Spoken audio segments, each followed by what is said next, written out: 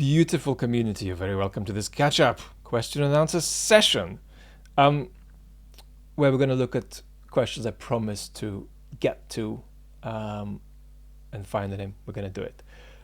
Natasha is first. It's not clear to me what the following analysis is based on. Am I missing something? How do we arrive at this conclusion? So this is the proposition. Putin planned to take Ukraine and Moldova without militarizing Russian society. Militarization for a big conflict with the West was probably planned for later on in the decade. Putin's military disaster in Ukraine is forcing him to bring it forward, bring militarization of society forward. This is Greg Yuden's sort of way of putting it. And Greg Yuden is a beautiful Russian political philosopher, and we're going to get him maybe to chat with us in 2023 because he isn't speaking enough in English. But while this clearly resembles Greg's way of organizing this thought, it's a universal position among Russia experts. In other words, the good Russian experts agree that Putin was planning to take Ukraine and Moldova without militarizing Russian society, yet. They agree that militarization for a big conflict with the West was planned, I say for later on in the decade, in this paraphrase of Greg Yuden. Greg Yuden doesn't give that date, but roughly we're talking in these ballparks. Putin's military disaster in Ukraine is forcing him to bring the militarization of society forward. All of these propositions I recommend to assent to. Greg Yuden, the Russian political philosopher, recommends them. I don't know, Sam Green, who we mentioned recently on the show, is a wonderful English Russia expert, recommends this position. Vladimir Pastukhov, who is a wonderful commentator in Russia, literally almost verbatim said this same thing in the last couple of weeks. What is going on here? How do we arrive at this sort of consensus? And the key thing here is something we've been mentioning quite a bit, but it's worth mentioning it again, is this business of regime security. So where all of these experts start with, or at least base half of their causal explanation of the war on, is the business of Putin's aspiration to consolidate his stay in power and consolidate the sustenance of his regime via foreign adventures and misadventures.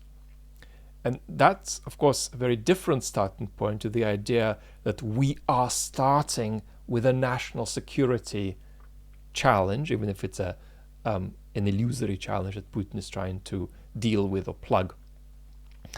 2014, putting it cartoonishly, is in the view of most of the folks I've mentioned and many, many others, an exercise in reconsolidation of society to secure the near-term stability of the regime. And on a larger scale, the Ukraine war was meant to be the same kind of enterprise. After this, there was going to be a larger escalation, either an escalation that leads to direct conflict with NATO, or an escalation that mobilizes Russian society as though it were in direct conflict with NATO, even though it might not be. And I think that it's not clear exactly what kind of weight all the experts would put on this causal story. But they roughly all put it at as high as 50%, if not more. And then that would be complemented by all of these civilizational enterprises where the starting point isn't just domestic stability, but the starting point is some quasi-mystical vision of Russia starting right at the back of the pack and shooting out and overtaking all the other nations whose relative success has so humiliated Russia, whose relative power has so humiliated Russia. And now there's an opportunity for Russia to jump forward and exploit the inexorable historical decline of the West and take up a significant role in the global order, probably by gaining some kind of a dominance, basically over all of Eastern Europe. So that's the outward story, and then there is the inward regime security story.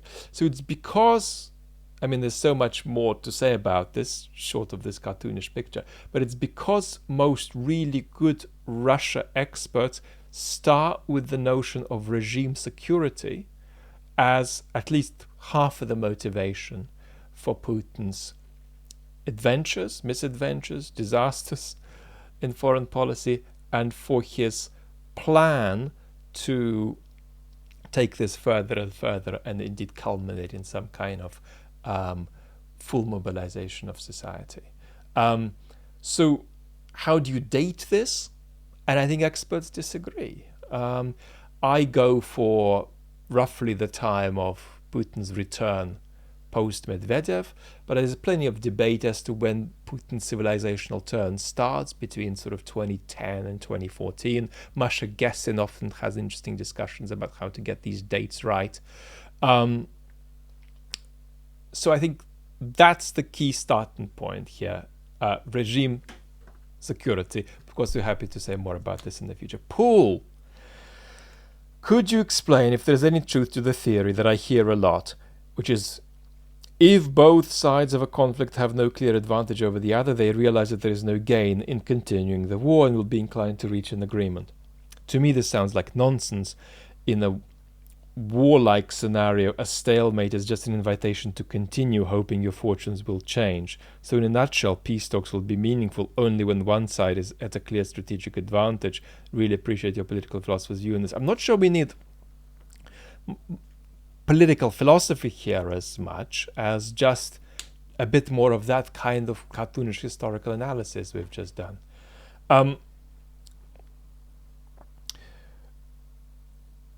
Putin has tied himself to a kind of escalation against the West. It won't stop if there is a cessation in the war, if there were a peace deal, which is of course impossible for Ukraine. It wouldn't stop. It would just be a kind of breather for Putin, motivating him to gather capacity and start again. And the reason we've got to be clear about this is that he is tied to this project, both in terms of his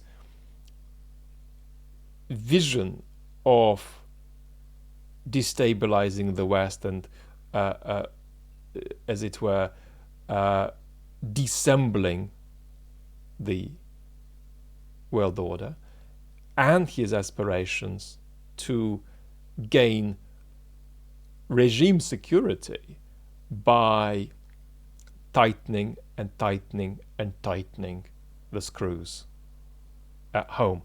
So once you properly understand Putin's motivations, it seems to me the idea of a deal comes off the table, unless you're interested in sort of giving up, and not just giving up on behalf of Ukraine, but giving up on behalf of the West. And then you say, Paul, I think a lot of Europeans who are against ongoing support to Ukraine do so because of deep anti-American feelings.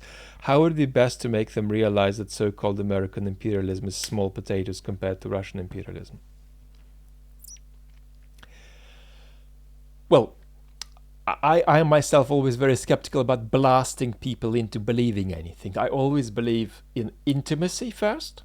That's to say, speaking to people ongoingly for a long time as part of some kind of a social bond you have with them, and then some persuasion may or may not follow.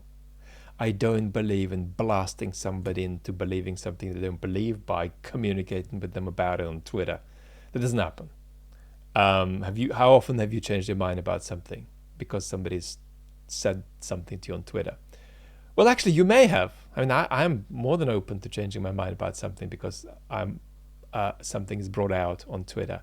But that's not how to really do it, because we aren't going to persuade people unless that persuasion is part of a dense social fabric that you jointly share with them. And only out of that something can follow.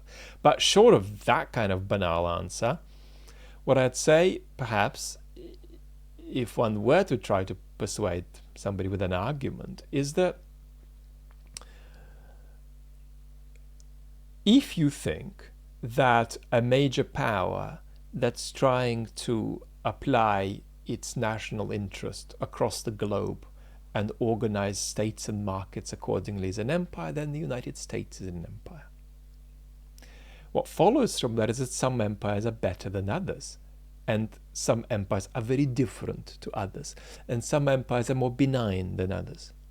So the idea that every empire is as bad as every empire is not a starter. It's just not a starter.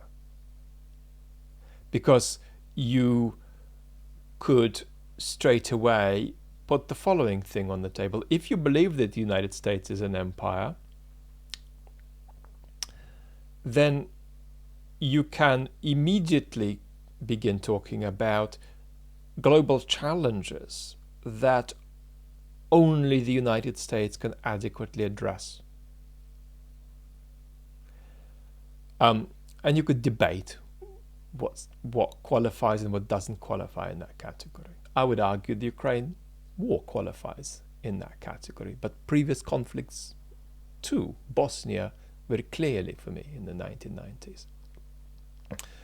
But I mean, you would need to be literally out of your mind to think that the kind of imperialism Russia is offering is going to solve any global problem. In fact, self-consciously, Russian imperialism is designed to shake up the world order and bring about not another kind of order, but just a destabilization of what exists, with a kind of curious hope that in what comes after, Russia may have some kind of a different role.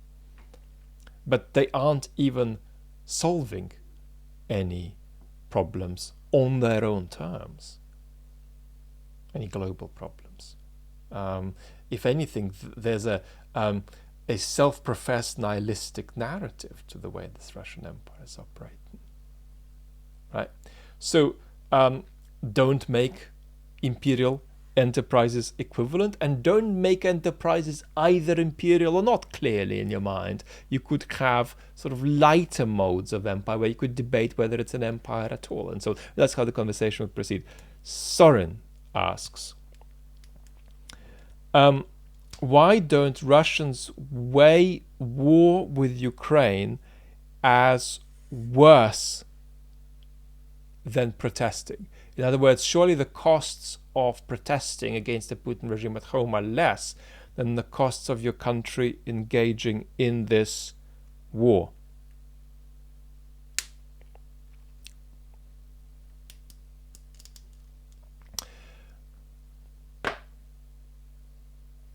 The Russians who are capable of making this calculation don't need to make it. The Russians who are capable of making this calculation are the oppositional Russians who already know that the Ukraine war is a catastrophe, not just for Ukraine, but for Russia. But everybody else, or certainly at least that 50+% of the population, is in a radically depoliticized state. And they are at the moment evading facing up to what's going on. And what they're evading facing up to is this business of outsourcing politics, right? And that's a deeper kind of evasion than simply looking away from what's going on in Ukraine, right? So you've got to address this frenzied sort of pre-political avoidance before you get to the kind of conversation you're putting on the table. Anthony says, I know you can't speak on military matters, but I'd like your opinion on what if Ukraine simply militarily defeats Russia. I see two scenarios. One, where Ukraine can retake the entire Donbass but not Crimea, and the other where Ukraine retakes everything. What happens if the Russian army simply cannot hold back the Ukrainians? Well,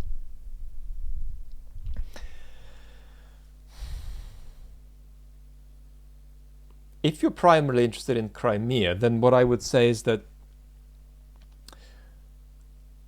I am inclined to side with the position that says that losing Crimea for Putin would be catastrophic from his regime security point of view.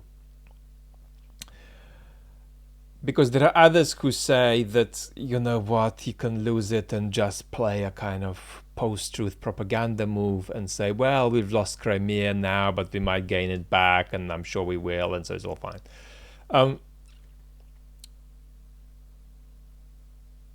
How a regime that is in flux going to develop is uncertain. But I would argue that you're better off putting your money, at least, on the idea that losing Crimea will be disastrous for Putin, if not overnight, then within months or a year or so. So that's how I'd cast this. In terms of the United States, it seems to be the position remains the same, that Ukraine taking Crimea is something that we have to think about, but it's not necessarily likely and probably not desirable. That's a kind of a cartoonish. It's very difficult to characterize what the position of the United States is because we've got a plurality of agents and institutions there. But roughly, if we were to say something cartoonish, it's that Ukraine may take Crimea, but it's unlikely, and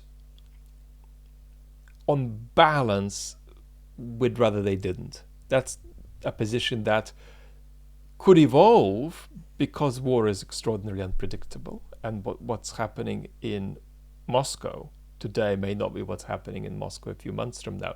The more unstable the Russian regime is at home, the more unpredictable the position of the major powers on Crimea will be, right? Because if we're clearly observing a situation of Putin losing power, it may compel the United States to be more convinced of Ukraine taking Crimea being a good idea. That's, of course, not the comment on capacity. In terms of the outlook of the military leaderships, if you can abstract military strategy out of it, it seems to me that there's a good degree of cautious optimism, unfortunately, on both sides, or maybe we don't know whether that's unfortunate or not, but there is optimism on the Russian side too. They're feeling relatively optimistic about the next few months. So that's where we are. And the primary reason they're feeling optimistic is because they are confident that if they need to, they could get deeper and deeper into the mobilization resource without causing the revolution. They were terribly nervous about that. Now they're relatively reassured about it. So that they feel, well, if we need a couple of 100,000 more, we can do it, and then a couple of 100,000 more, we can do that too. So what does this actually mean in terms of Ukraine taking Crimea? It means that Ukraine could take Crimea. And that's certainly possible, but I would recommend us to not sit here and expect that that's a likely outcome. If there is a scenario where Ukraine takes Crimea without great casualties, civilian casualties, and without Putin using nuclear weapons, then there's a very compelling argument to be made that that's good for Ukraine, that that's on balance, so the picture is complex, good for Crimea. Picture is complex as so many people have come into Crimea since the annexation who have pro-Kremlin views. And then obviously Russia losing Crimea without great bloodshed, without nuclear weapons being used, it would be positive for Russia. Insofar as it would accelerate a kind of reckoning with whether or not they might want to put down this imperial project. Jen, why is Strelkov not arrested? And will Prigozhin's position weaken or strengthen over time? Prigozhin's position could strengthen over time, but he may be in a weakening dynamic now simply because his resource is finite. How many folks can you extract out of jails and throw on the front? That's a limited demographic, and once that demographic is burned through, what exact benefit has Prigozhin got for Russia's war effort? Some benefit, but it's limited. So he's working with this sort of short-term disempowerment due to limited resource.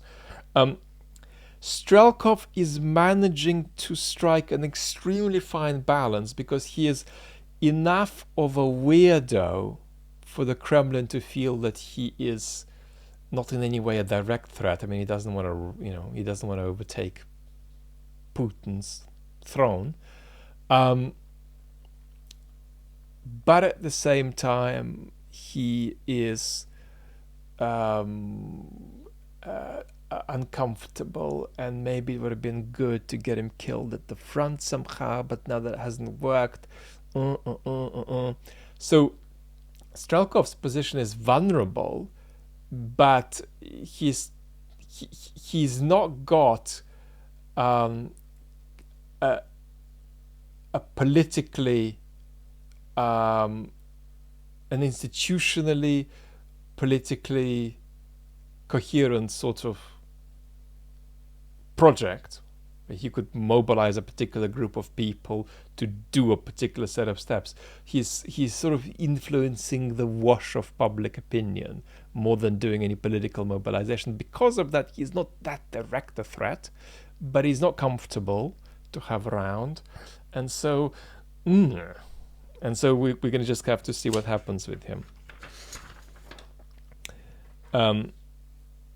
Andrew says, similar question.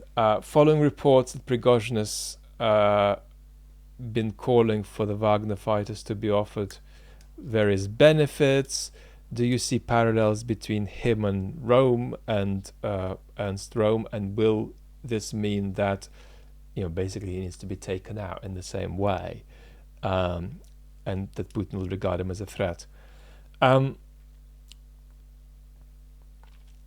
I think what we've just said sort of answers this. In other words, what Prigozhin is trying to do is do everything in his power to formalize his position, so he gets a seat at the table and not a sort of ambiguous role where he's kind of in the room, but it's not clear where his seat is and what his power is.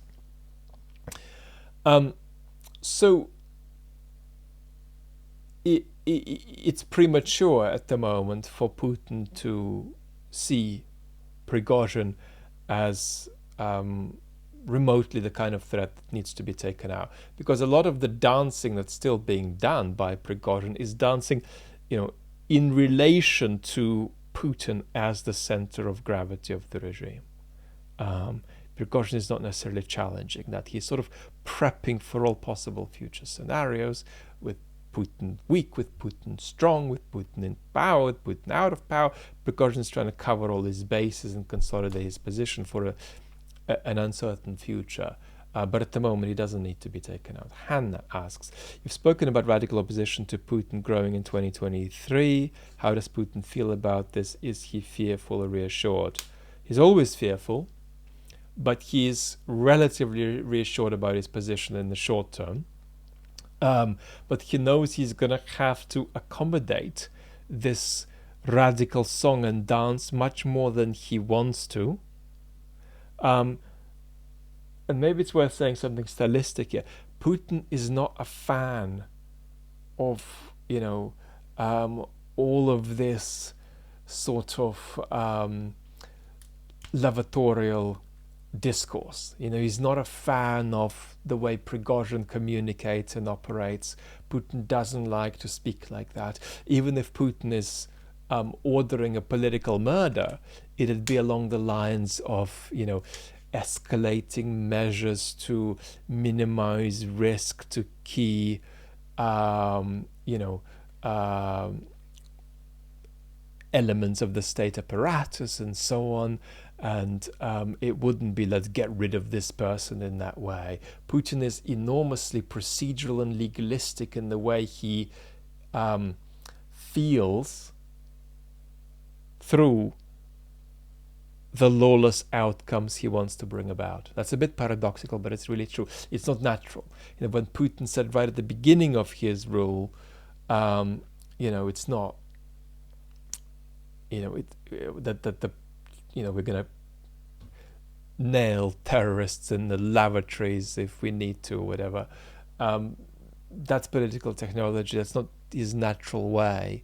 Putin is the guy who gets gangsterish stuff done with procedural, quasi-legalistic language and relatively soft-spoken tone.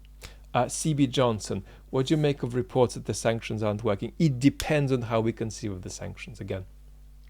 The sanctions are probably going to consolidate Putin's position in power. And you might think, well, what? How is that possible? Surely they're there to undermine him.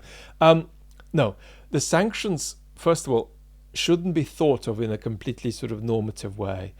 The West needed to do something. The West couldn't directly engage Russia militarily. So it was going to do sanctions. If it didn't, it would be an extraordinary sign of weakness. So the sanctions were inevitable as a kind of counterpunch. Now, what kind of effect are they having practically? Well, they could be modeling to other major world agents that the West will respond in certain situations, in certain ways, and it won't just stand by. It's also depriving Russia of the capacity to sustain high-tech military efforts over the medium term. That's very important. But what the sanctions are not going to do is, as it were, by making Russians poorer, make them more oppositional to Putin. The further impoverishment of the poorest Russians, and that will be a consequence of the sanctions, will consolidate their support for Putin on balance. It's important to recognize that. This was very long-winded, but I think we're done.